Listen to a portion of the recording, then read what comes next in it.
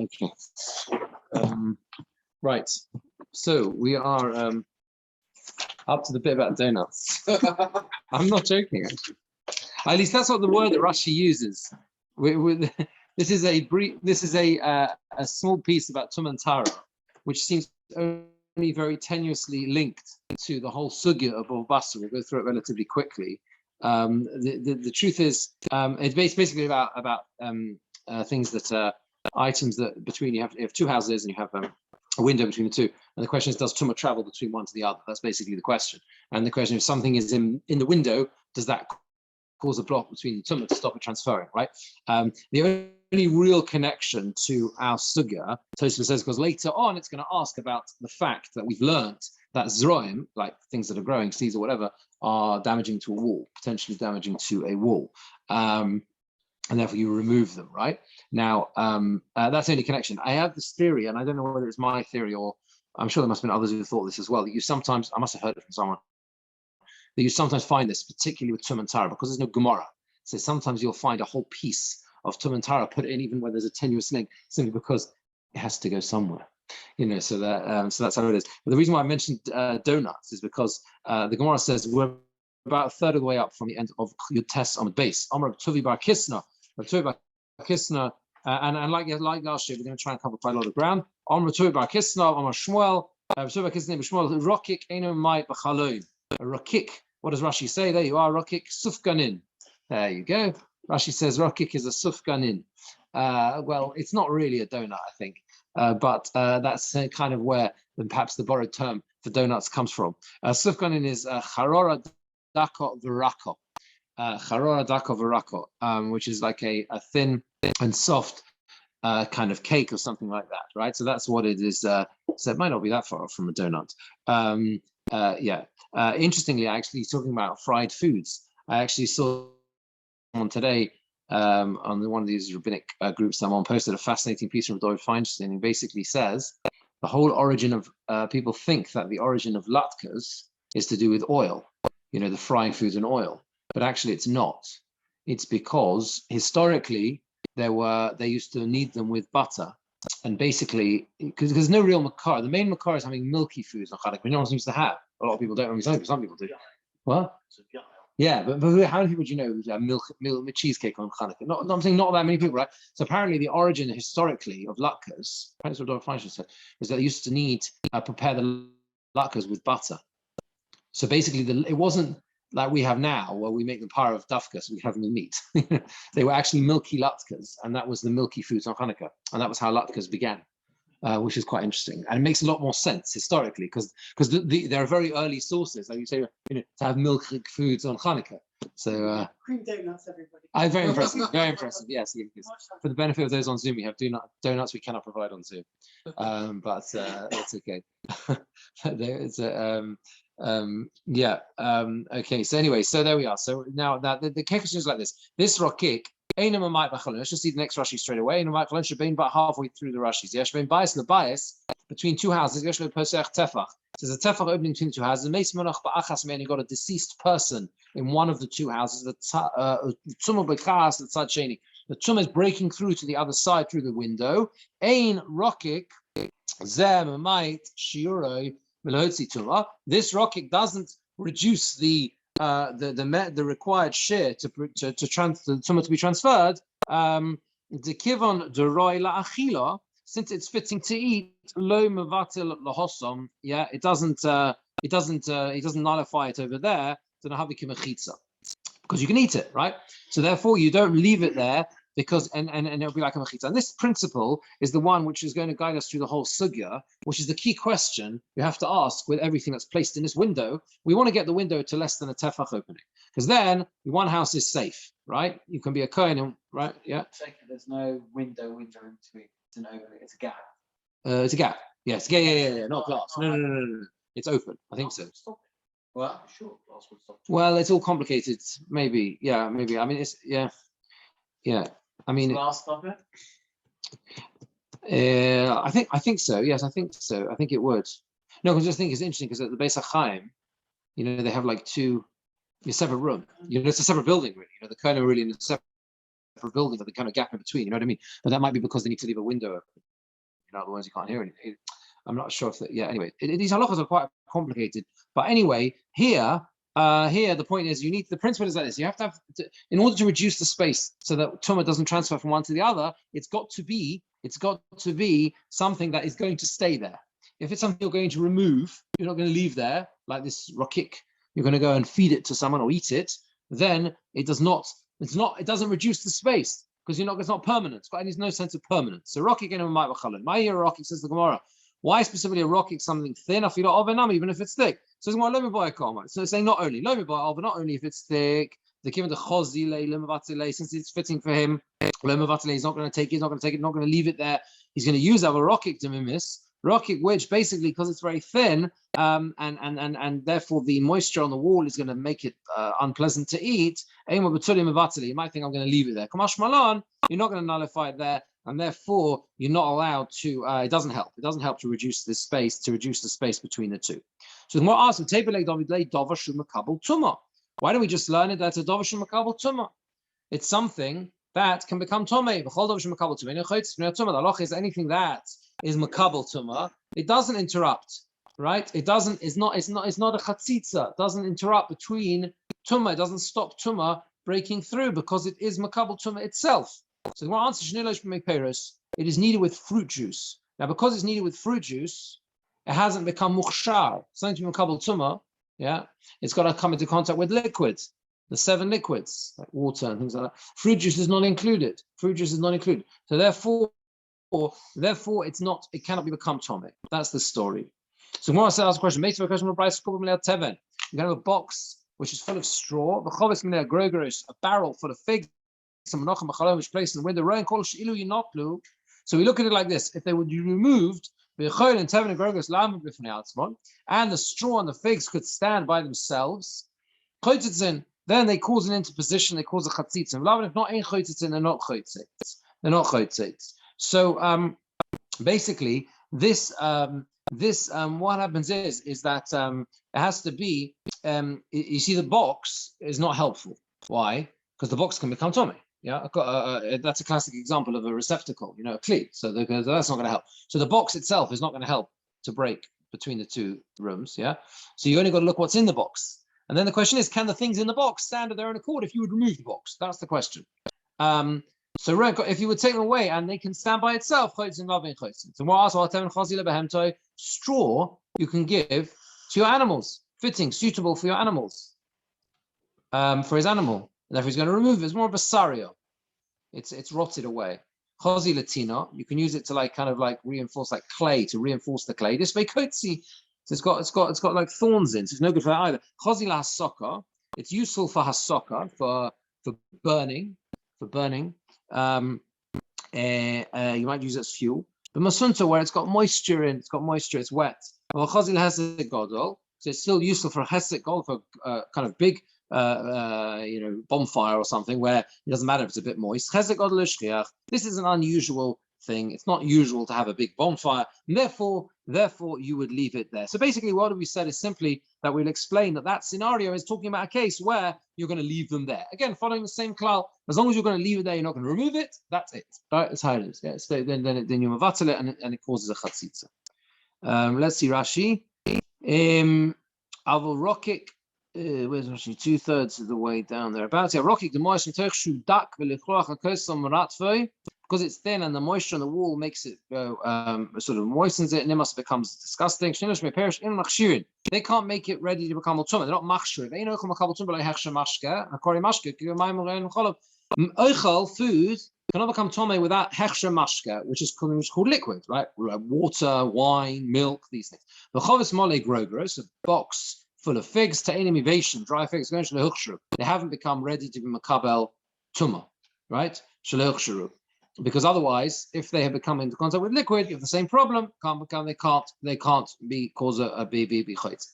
You're not if you could remove the box and the barrel, they can stand by themselves. They cause them a chitza. The box and the barrel can't cause a chatzitza because they are able to become tomei. Saria is nirkov, it's rotted, it's useful for clay, and therefore you're not going to nullify that. This it's got thorns in. They used to actually use their feet to crush and to make the clay. So it's no good if it's got thorns. You could no, sorry, that's the next bit. Okay, good. Right. Any questions on that? Or all that's all relatively clear? Yeah? Yeah. Okay, good. We're just left with just a statement, isn't it? It just follows exactly the same line. Exactly. That's right. I mean, in the sense that that's the question. You're going to leave it there or remove it. Now the Gemora goes to ask on the figs. Grogeros, figs, hachazule. Hachazule, you can eat them.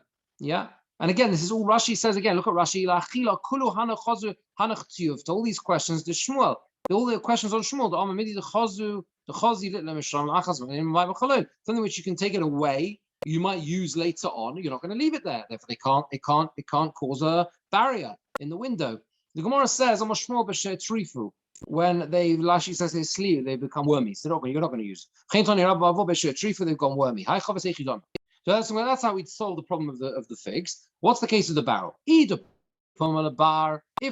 Rashi says, so in other words, it's facing outside. The mouth of the barrel is facing the room or the house, the part.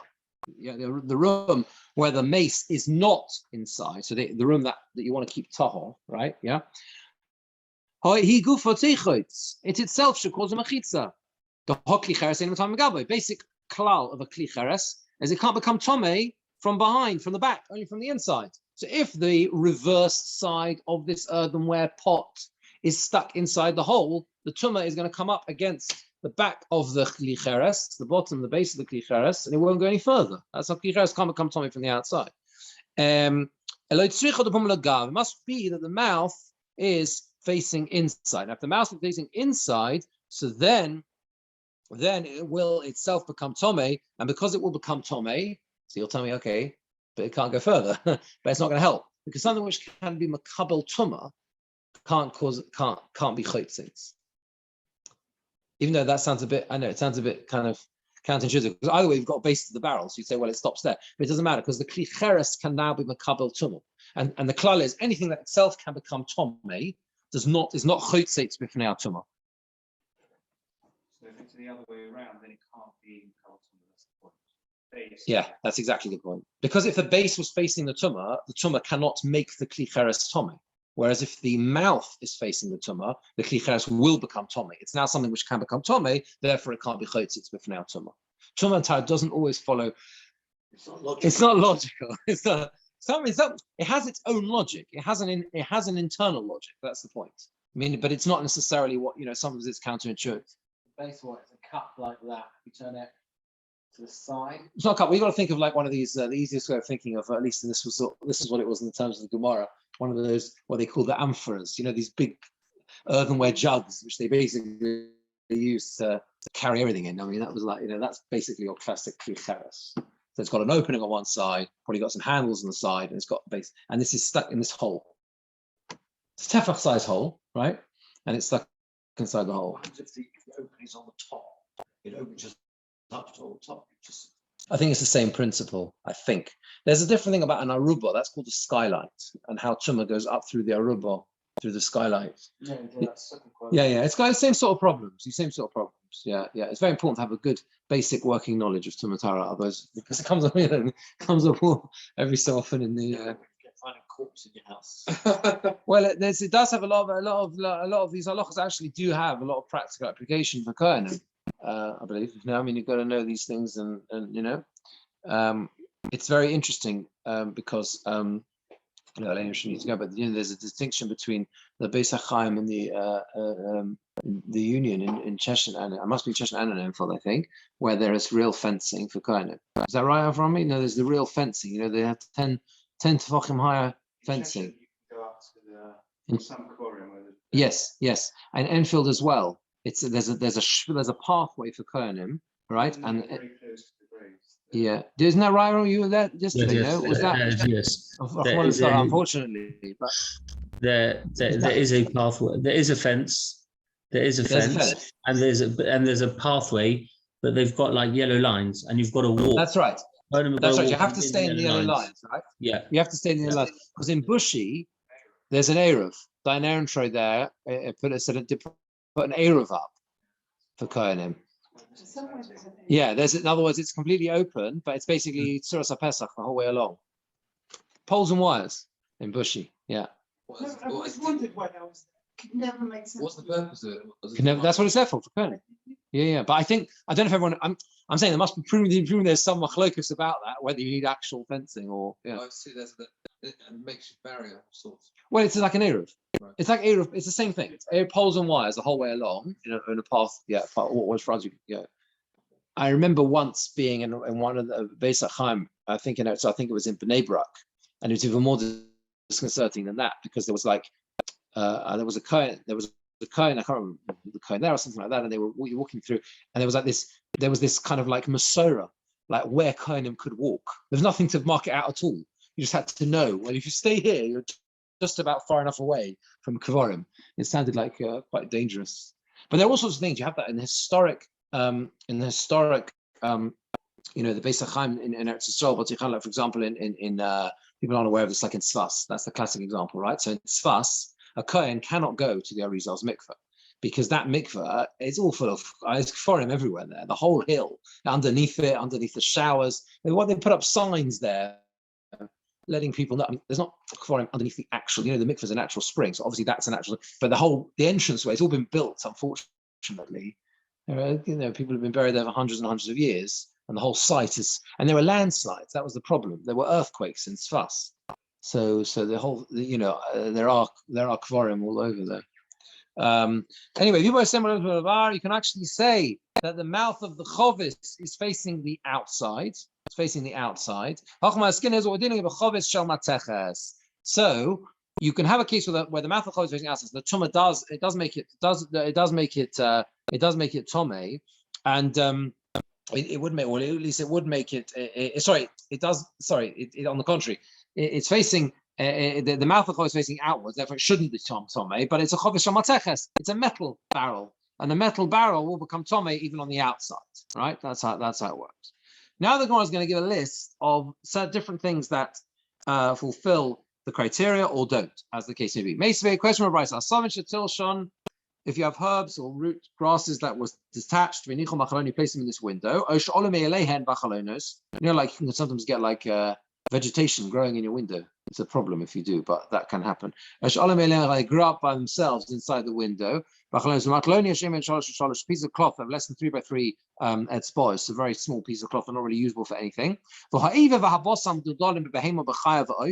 limb or flesh that are hanging loose on an animal or a wild animal or a bird, sorry, that's a new thing, sorry, an animal or wild animal. So basically they've got these limbs that are hanging off. They're still connected, but they're hanging off. The animal's standing next to the window, and this limb that's hanging off, flapping around, is resting inside the window.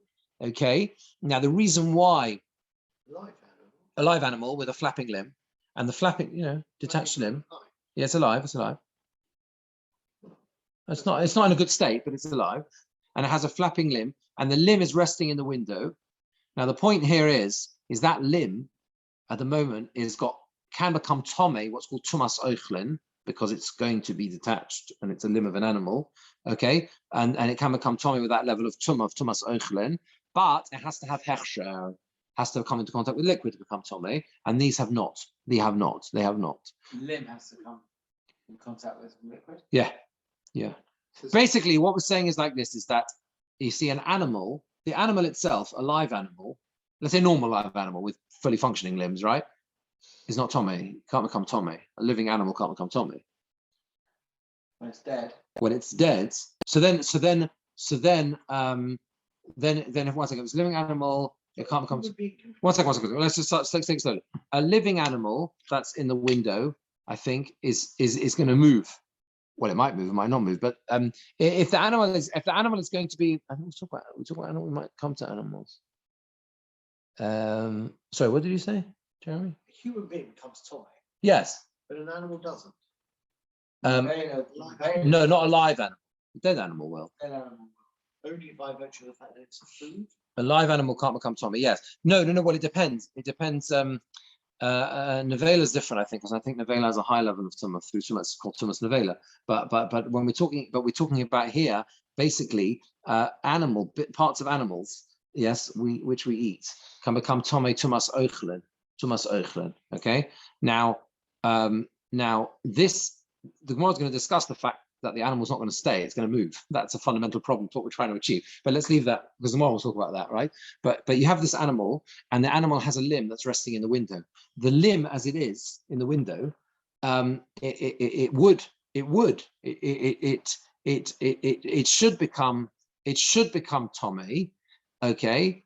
And because it is, if it becomes Tomei, if it can be Makabel Tuma, okay, then we said that it cannot form a chatzitza. Why should it become Tomei? Because even though it's still attached with skin, because it's almost detached and it's detached in every other way, it can now become Tomei Tumas Oichlin, the Tumah of foods, as if it's already been detached and you were eating it. Isn't blood on the liquids? It's not dead, the animal's alive.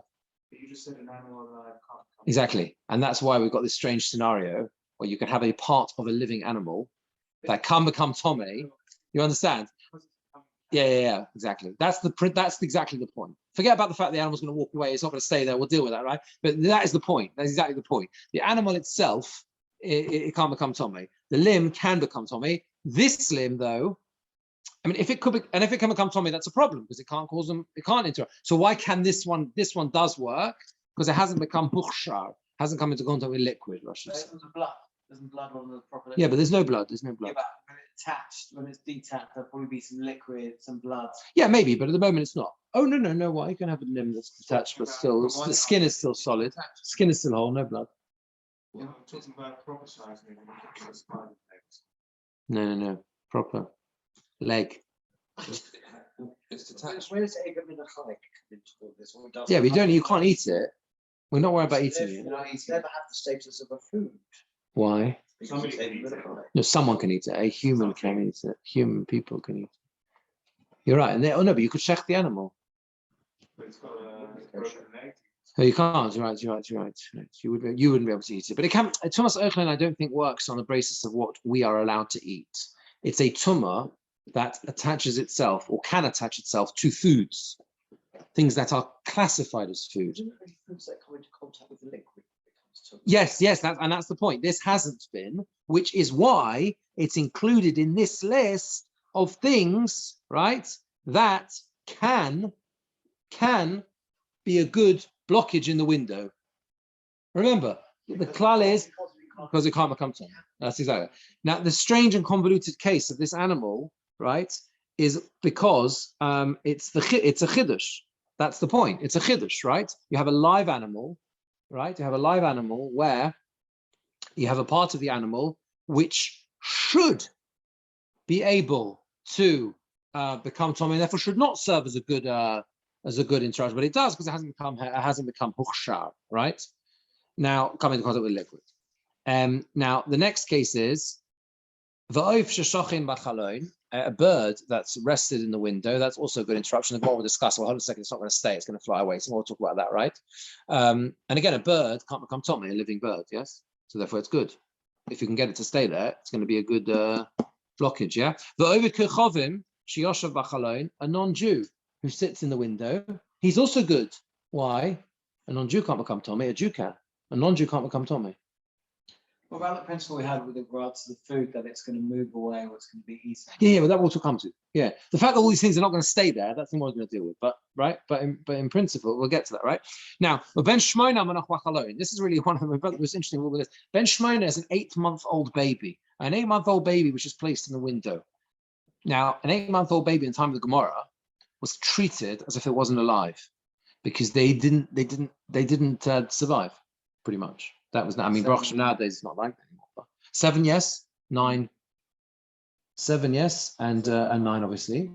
We know from last week's parasha 7. No, 7 what? wasn't Thomas twins? They were not. They were 7. Were they 7-month twins? I think they were. No, maybe not. One of them. I can't remember how it worked. I think they were. They were yellow. What was that? I think they were 7-month twins. 7, 8, 9, Yeah, where it says Tomim and Chosek. Yeah. That's because they're recently. Oh, okay, right. Because they were the same. 7, 8, 9, 4. So a baby born during the 7th month of pregnancy or the 9th month, obviously full term, was fine. Why? What's in 8th month in time of the Gemora takes on that a baby born in the 8th month is not viable. And therefore, the Gemora says, yeah. Why? Yeah.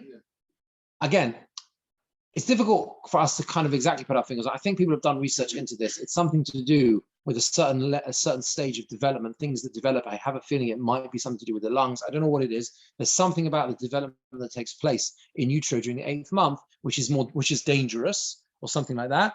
If the baby is born before, it will just develop normally out afterwards. And if it's born at the end of the 9th month, then it's obviously fine. Now, people ask a question on these Gemaras because it comes in a few places and just this idea of the 8th baby, 8-month-old. People say, how can that be? It's so different to nowadays. The response to that is straightforward. This must have been an observable phenomenon. They must have been observing this. I'm just asking this from a very logical and rational perspective. Just think about it, right? The Gemara takes on an 8-month-old, a baby born in the 8th month is not considered to be viable. They were treated as a gosis, on the verge of death. Well, they must have been observing babies born in the 8th month not surviving. Otherwise, it wouldn't make any. Yeah, you with me? So that was obviously the case. Now nowadays, thankfully, that's not the case, but it was then, and it's got ramifications. The halacha. We'll see it later on. But anyway, this ben shmoin is monach lachalon. That's placed in the window. Same thing. What's the 8-month-old baby? It can't survive. Because it can't survive, therefore it's going to stay there, and therefore it's okay. It causes intrustion. Melach salt or klicheres earthenware vessel of sefer Torah. Sefer Torah kulom and matim lachalon. They can all reduce the space in the window, because they're all going to stay there. Aval but hasheleg, snow, v'haborot, and ice, v'haglid, and glid is well, frost. That's it. No, frost is kfor. Kfor is ice. Oh, kfor is ice. Okay, I see. All right. Okay. Kfor is ice. V'mayim and water, kulon and matim v'chalon. They all do not reduce the size. They all do not reduce the size of the space in the window. Now the Gemara is going to go through each one of these lists and explain or ask as to whether or not they do reduce the thing. Now let's just see Rashi first. Shem b'shalosh top of the Omud. Shem kabna tumah. They can't become tomei. Hamdudolin shetlushin amurin b'miktas. They're detached, but they're still attached in a certain sense with skin. The animal is standing next to the window. The limb is placed on the window. It says in Chulin they can become tomei tumas ochlin in the place where they are. But they have to come into contact with liquid to become tomei. These things have not become huchshar. They haven't come into contact with liquid. A non-Jew cannot become tomei. Ben shmoina. Similarly, an 8-month-old shaharei hu ke'even. It's like a stone. Lo chai v'lo mes. Neither alive nor dead. You know, it has the state. It's just they're treated like a stone. No, this child, this baby. Interesting. It's not a food by itself, so it can't become tummy by itself. Another way kli, which is the back of it is towards the tumah, which would fit with what we learned before. They dissolve there in a quarter. They don't reduce. Water in a vessel. Take away the kli, they don't stand by itself. They can't reduce the window. Water itself without the kli, and the kli is no good because the kli can become tomei, and the water itself run away without the kli, so it's no good, right? Abarad is this glass. It's hail. Hakfar grishna, we said it is ice. Haglid karach lomachi in a shell, so like that's frost, which is not snow. Now, okay, so we're going to go through each one. All of these cases are potentially question on Shmuel's principle, because for example, Asovin, start with the first one. Asovin chazul lebemto, give it to your animal, give it to the animal. What says about afrazda? We're talking about afrazda. What is afrazda? Afrazda is like something that's poisonous. Something that's poisonous. Afrazda or barzafta. There's a debate about the gears here. Rashi says it should be afrazda. Yeah. So what's the chazil asaka? This is the bachat, a few words here. You can use it for firewood. Belachim, it's moist. Osha olim, so it's no good. Osha olim eleyen. But the next case was they grow up. It grows of its own accord. Given the kosher coastal shakalu, since they are damaging to the wall, therefore you're going to remove them. They cause the wall to go rusty or something like that, or they what? Damp. They basically cause the wall to rot, to mold and rot. Yeah. So the Gemara says. And this was the whole link to our sugya. Yeah, because we learned that these zeroim can cause damage. These seed, things you plant can cause damage or whatever. So this is the whole link. We're talking about a wall that's a ruined wall, so you're not going to remove them because you don't really care about the wall so much. Yishuv could even be a good, nice settled wall. They come from outside 3 tefachim to the window, and therefore, they grow inside, the heads grow inside the window, so they're not going to damage the window, so you're not going to be bothered by them. The bits of what's it called, material, you can use them lakriya de levusha as a patch for a torn part of a garment. The smichta, very thick. It's no good for that. But these things are still they're useful as a sort of bandage or to wipe away the blood for a blood letter. Umna is a blood letter, which was the classic healing device in those days. But riska is its sackcloth. It's no good for that purpose. It was scratching. If it's talking about sackcloth, the measure, the minimal size to become tomei is not 3 by 3 finger breadths. It's 4 by 4 tvachim. So that's what it should say. Yeah, that's the minimal size, much bigger. Remember all those Gemaras in Shabbos? Yeah, different sizes for carrying high, right? So sackcloth is much bigger because it's not useful until it's 4 by 4 tvachim. Ke'en riska, really it isn't regular material, but it was like sackcloth type material. And that's why it's not useful to wipe up a wound. Now this limb, which was hanging off, or the flesh that was hanging off the animal or the wild, it's going to run away. Bikshura, it's tied up. Shachila, you're going to shecht it. B'tmeya, it's not kosher. It's interesting it says shecht, isn't it? Why is it kosher? Maybe, I don't think it means you're going to necessarily shecht it and eat it. Maybe you're going to shecht it and sell it. If it's hanging off the limb, then it can't be kosher, right? You think not? A broken limb. So it's not, I don't think so. Yeah, I think it must be you will kill it for food. Maybe you'll. Although it's a bit difficult because the one says shochit la b'tumah, where it's tomei, it's not kosher. Now, if it's not kosher, b'tmeya. That's the Gemara's answer is it's tmeya. It's not kosher. It's not a kosher animal. It's a treif animal. It's a dog or something. So therefore, you're not going to kill it. You're not going to shech. Mezavin la lenochri. Unless you sell it to a non-Jew, kosher. So it's very weak. It's no good to eat, I think. Yeah. Posik, shodi lo leklovim. Cut it off and give it to the dogs. So that you're not going to do. Why? Who's going to do that? You're going to tear off the limb of the animal and give it to a dog. You're not going to do that. You can't do that, right? That would cause terrible pain to the animal. So therefore, you're not going to do that. So basically, this animal is tied up. It's a dodgy, weak animal. It's not kosher. It's got no use. And therefore, there's nothing else to do with it other than use it for a blockage in the window. It's interesting. Just see if the Shittuk says something on this point about the fact that you shech the animal.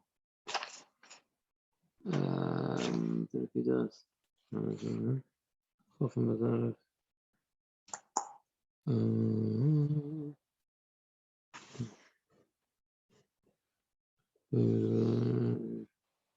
Might be a trait of that. As long as it's not lifestyle, it's okay.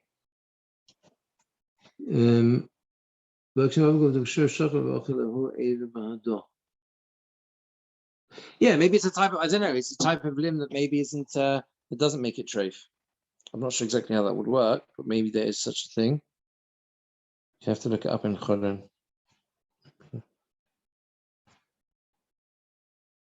Yeah, it must be something like that. Okay. Anyway, that's how we resolve it. A bird that's rested in the window, it's going to run. It's going to fly away. But kosher, it's tied up. It's not going to run away. Shachila, you're going to check there. But tome, it's not kosher. Mazavin in Nochri, sell it to a non-Jew. But klanisa, it's a very weak bird. No one wants to eat this bird. Yovli yunuka, you give it to a child to play with. But masarit, it scratches. So it doesn't want to do that. Klanisa lo masarata. What do you mean? The klanisa doesn't scratch. Ke'en klanisa, it's a scratching bird that looks like a klanisa, a little weak bird. Yeah. Non-Jew sitting in the window. Koiv ozil, he's going to run away. He's going to move away. The kofus, he's tied up. Osi chaver shorile, his friend is going to release him. But mitzora, he's a mitzora. No one's going near him. Osi mitzora chaver shokir shorile, his friend who's a mitzora is going to release him. So that can't be. I don't think this. I don't know. I wonder if this mitzora really does mean a leper. Seems to be. Yeah. Anyway, ask him he's gonna. It seems to be no. Ask him his friend is going to release him. Malchus is someone who's tied up on command of the authorities of the king of the Romans or whatever it is, and therefore no one's moved. They're not moving. Yeah, not moving. So there's two chidushim there. An animal that's alive cannot be tummy, and a goy can't be tummy. Yes. That's like new to me. An animal that's not alive or alive. That it is alive. That is alive can't become Tommy. Yeah, a living animal. Because we always talk about behemoth to me and behemoth to her. Yes, that's why it's confusing. That means kashrus. So if you look, so you've got to start right at the beginning. Go to Parsha Shmini. The end, you got the caution treif animals, which are confusingly, you're right, behemoth to behemoth Torah. At the end of that parsha, you've got the whole piece there about if the animal is dead. I think that's where it begins, where it talks about can cause Tommy. And there's Tumas Nevela. Case of sukkah with the kids that brought up a paraduma, and they're on top of the cows. They brought them out to drink the water.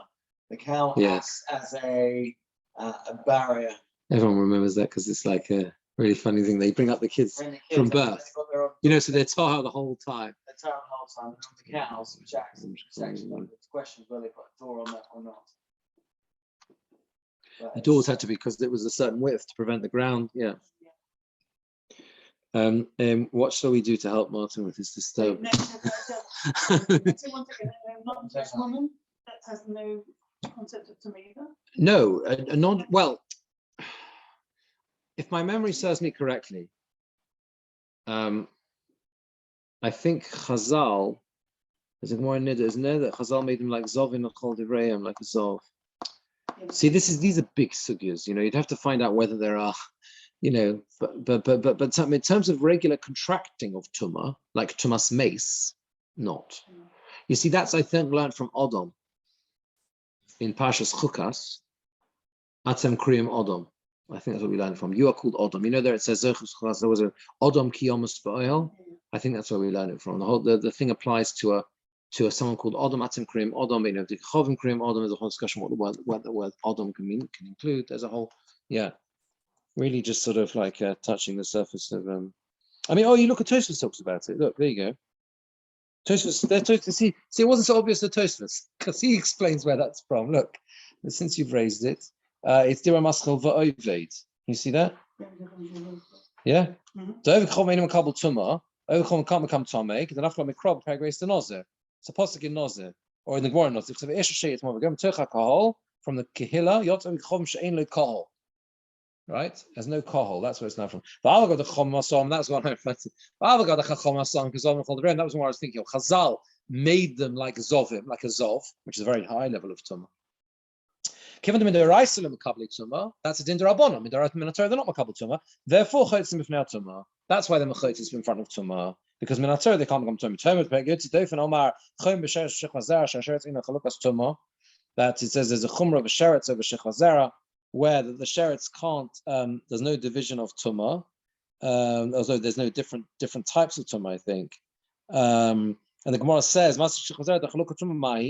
what is the distinctions that exist in terms of Tumah Shechvazera that applies to some and not others? If you say the distinction between Jews and non-Jews, there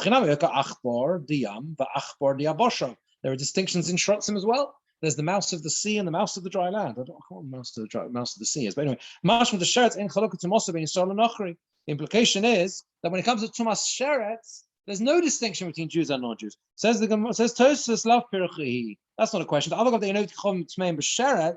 Even though the non-Jew cannot become Tomei, becomes into contact with a dead rodent, a sheretz. There's no distinction of Tumah as there is Shechvazera. Shechvazera Gufei Kachilok. In the Shechvazera itself, there's a distinction between Jews and non-Jews, only applying to Jews, not to non-Jews. Al B'Sheretz Gufei and Chilok. In the sheretz itself, there's no distinction. The only distinction is in those who become Tomei from the sheretz. In the sheretz itself, there's no differences. And therefore, I think it has to talk about Tzorech Minkan. Yeah. That means it needs to talk about both. I'm not sure what that's talking about. It must be going on the Gemara there. Why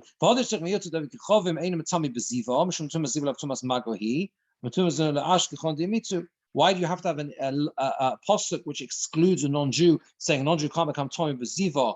Because, and why is that? Why do you need a separate posuk for that? It's not something which comes from contact with some tumah. You don't find, maybe non-Jews are only excluded from tumah, which you get from coming into contact with something else. How do you know that a tumah such as ziva, which comes from within him, maybe that's something which is not excluded? That's why you need a separate posuk. Yeah. This is important as well for the next bit of the Gemara. An 8-month-old baby can't become Tomei even though he's alive. He's not called a human. It's like an evan, a stone. So it makes you feel a bit better, Martin, no? Because Tosfos there just went through what? No, I mean it. I mean, it clearly wasn't so obvious, right? Because Tosfos had to explore how does the Gemara know, and why should it be that a non-Jew can't become Tomei? So yeah. Okay. So yeah. Okay. Anyway, so let's see the. So that's the comment. I'm very pleased you brought that up. It's very helpful actually. But let's carry on the Gemara. Ben Shmoina hamonach b'chalon. Ben Shmoina is the 8-month-old, right? That's placed in the window. Asher imei dariole. The Gemara says his mother is going to come and remove him. He's not going to stay there, the baby. B'Shabbos. It's on Shabbos. The sign of the Rosh says Ben Shmoina areu ka'evan. But also the Tassil of Shabbos. It's an astonishing thing. This 8-month-old baby is like a stone, and he's actually muktzah on Shabbos because he's assumed not to live.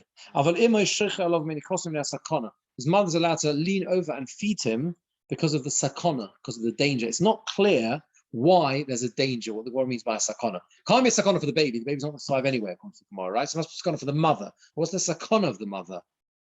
You don't need to come on to sakana to allow the mother, the tsar, the pain that would itself. If the sakana is that maybe she'll become engorged with milk or something like that, that's why she has to feed him. Then that shouldn't. Then it wouldn't be a sakana. It wouldn't be dangerous. It's just she'd just be allowed to do so. So it's a bit confusing why it says the word sakana. Yeah.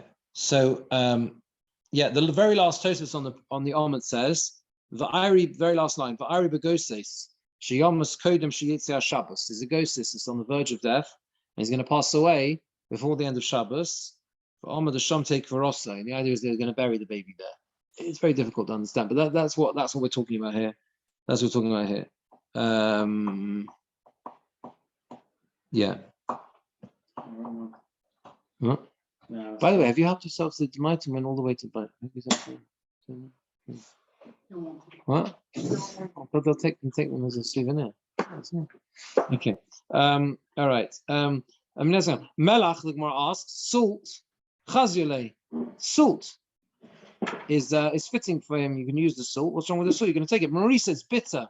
Chazule oros, you use it for tanning skin, leathers. The isbal coat has got thorns. Given the kash of the coast of shokla, it's damaging the wall. You're going to remove it. The salt will damage the wall. The asva chaspa is on a piece of pottery. Chaspa go will take place. If it's on a piece of pottery, then the pottery itself should do the job. Next on, the lesbos shira has not got. It's not got a shear. It's not got a big enough size. Because the Mishnah says a piece of earthenware to place between the measured sizes between different pieces of wood. These are talking about like bits of wood that are in the wall, like slats. Yeah, almost like slats in the window.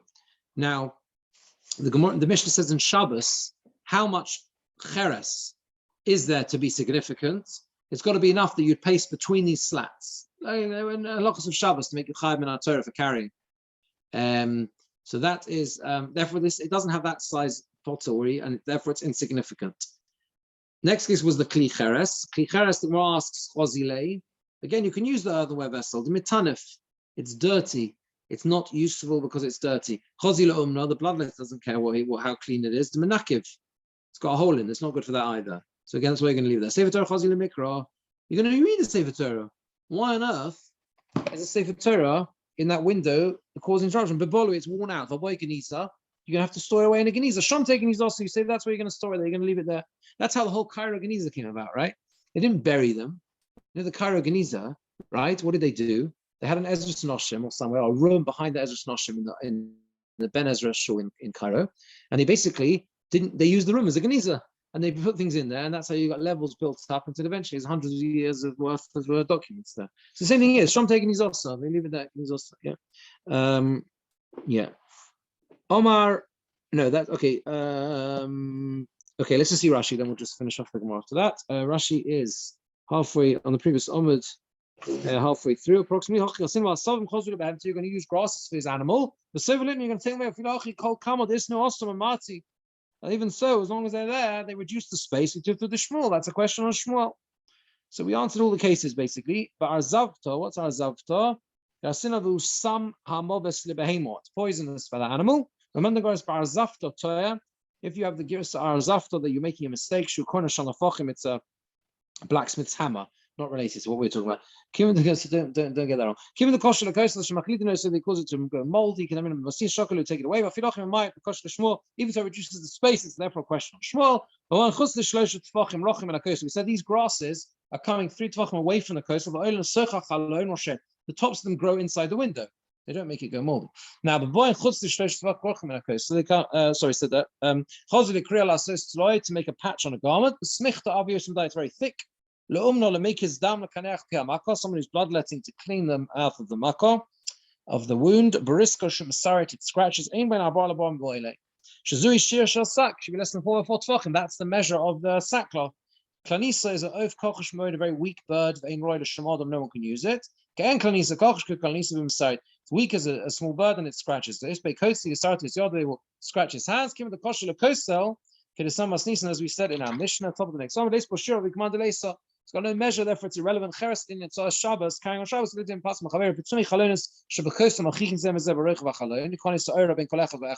these like slats on a window, a distance on the width of the window so the light can come in. Below and above on the window, they place like wide pieces of pottery, betoch petit, and you smear them with clay or whatever. The pottery is thick, but we shonke even, it's like a stone there. That's the size of something which has got a significant enough shear. If it's got less than that, it's basically an irrelevance, these pieces of pottery. Kli cheres, right. You're going to remove it to store it. So we said, no, you're going to keep it there, and you're going to keep it as in the Geniza effectively there. Amar Rav says, go back to the Gemora. Says you can make a mechitza of everything chutz mimelach or revav, except for salt and revav. Like revav is like, well, it's tallow, or isn't it, or not wax, fats. Yeah. Anyway, melach, even salt. These things are going to scatter or melt. Shmuel says even salt. There's no machlokes. One melach stones, one melach is terokinus. Depends on the type of salt. If it's melach sodomus, it's very thick. It's hard like a stone. That's good. If it's this esterocnous salt, whatever that is, then it's going to not going to stay. It's going to scatter. Now the Rabbi says you can make 2 piles of salt, and he places a beam on top of them. Because the salt effectively causes the beam to stand straight. And the beam supports the salt. So that's kind of, they support each other. I feel a melech historicness. You can even say we talk about the melech historicness. It depends if there's a beam or no beam. If there's a beam, then they'll stay there. The salt is not going to scatter because the beam holds it down and holds it in place. That's when Shmuel says that salt works as a thing, and the other one who says it doesn't is talking where there's no beam. It's talking where there's no beam. Rashi says the salt scatters and the fats melt when it gets warm. And it's thick and hard like a stone. It's close to the movi. They're 10 tefachim high next to the walls of the movi. You put the 2 tops of the beam of the movui, the korah, which goes across the beam of the movui. Yeah, see Erevin. The weight of the korah itself holds the salt up, and that's what happens. The Mishnah, now there's just 2 very small pieces of Gemara which finish off the last parts of the Mishnah. We said in the Mishnah, you have to distance the millstone 3 from the bottom one, which is 4 from the top part of the millstone. My time was the reason Shum Tiraya. The reason is because of the vibrations which actually make the the next door neighbor cause damage. It causes damage to the next door neighbor. It says millstones that are used by a donkey are 3 from the Isterobel, which is basically the place where the millstones went in, the bottom sort of millstone thing, and which are 4 from the keles. The keles is what's called the hopper. That's the thing that the grain goes in, I think, into the millstone. Now this donkey walks around, and that's what causes the millstone to operate. So the question is, and the Gemara asks, my tiraya ikar, what possible vibration could there be there? Donkey millstones, somewhat counterintuitively, are little ones, mini ones, and therefore they don't cause much vibration when they're revolving. The Gemara says, Ela mishum kola, because of the sound. Now this is quite problematic because the implication is that there's no issue with vibration, and the problem is that the noise is disturbing. But that doesn't really fit. The next Mishnah, not the next Mishnah, the one after the next Mishnah, talks about damage caused by noise, and that is very problematic. That is problematic whether or not he can object. Not the next Mishnah, the one after it talks about whether you can object to someone making a lot of noise with his blacksmith's hammer in his garden or something like that, right? Which I don't think you can do.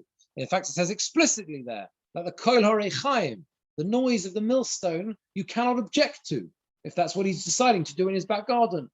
So therefore what they say, the Rishonim say that the right text here seems to be to take out the word ella, but.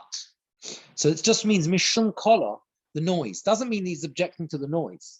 It means the vibrations are caused by the noise. So the problem is still a vibration in the ground, but it's a vibration caused by noise, not by the action of the millstone, but by the noise, the donkey noise or whatever other noise is going on. There's a practical implication here. It has to be distance from his wall anyway. Yes, yes. Ground. Yes, that's true. That's true. And it's interesting that it doesn't bring that in. You'd probably expect there'd have to be some space for the donkey anyway. Maybe the donkey doesn't need to make a full circuit. I don't exactly know how the donkey would work, but maybe the donkey could go backwards and forward. What? Yeah, it does sound. It's a bit awkward for the poor thing. Like a hamster. Yes, and it's employing this donkey, and the donkey turns up and realizes that it's got nowhere to walk. Yeah, and let's just see Rashi. The millstone run by a donkey. It's the Rebbe who Moshe Sarka. The Tsarka is the wooden framework around the millstone. So this is the base of the millstone, basically. Kalas is Shumi Royer, which is the mill hopper.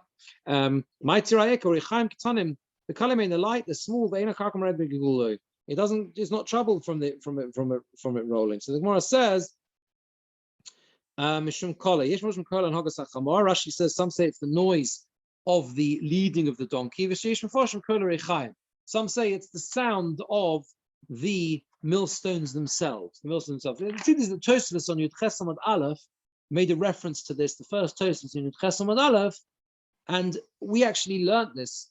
The Gemara earlier on says that Tiraya is damaging for a wall. That's what we said. We actually learnt that the shaking causes damage to the wall, because the more I wanted to prove, if you recall, on Yud Ches Amud Aleph, one of the cases we brought was this Mishnah. Most of the Mishnahs we already learned in this parak, because we brought them all at the beginning on these questions on Rabbi and Rava. And we said the only reason is because there's a wall. If there's no wall, then it implies you can go right up to his property. Well, when there's no wall, you also can't. So what's it telling me this? There's a wall there, right? It's just telling you that the problem is the vibrations. Tosfos says, what do you mean vibrations? The Gemara doesn't stay with vibration as being the issue. It says mishum kola, because of the sound. So Tosfos says that first Tosfos, because originally he wanted to explain it was shaking, and then he says those Sfarim don't have the word elo, but it fits. Right? Tiraya and kola is one reason. The noise is vibration. Whenever the Gemara says elo, it means we're starting again. Rather, forget what we just said. If you know the word elo, we're not starting again. We're just explaining what is the causing the vibration? And we're saying what's causing the vibration is the noise. That's what's causing the vibration. We're still sticking with vibration as the reason. And finally, the oven is 3 from the kilya, which is 4 from the sofa, the lip, the higher part, the lower part, the base of the oven. You see from here, kilya the tanur tefach. You see from here that the kilya of a tanur, which is the what was that? That was the top part. That was the bottom part of the base. Yeah, because it was a base which kind of in 2 levels, I think. This kilya of the tanur is a tefach. Nafgemina, the practical difference to that is for sale, doing business. If someone says, I want to buy a kilya from you for a tanur, then you know that what he means is it has to be a tefach wide. It has to be a tefach wide. What was that? تفح وايد The top part. That's right. Yes, it's a base of clay or whatever at the bottom. Okay, good. So Mitzvah Shem, next time we'll start the Mishnah. Yeah.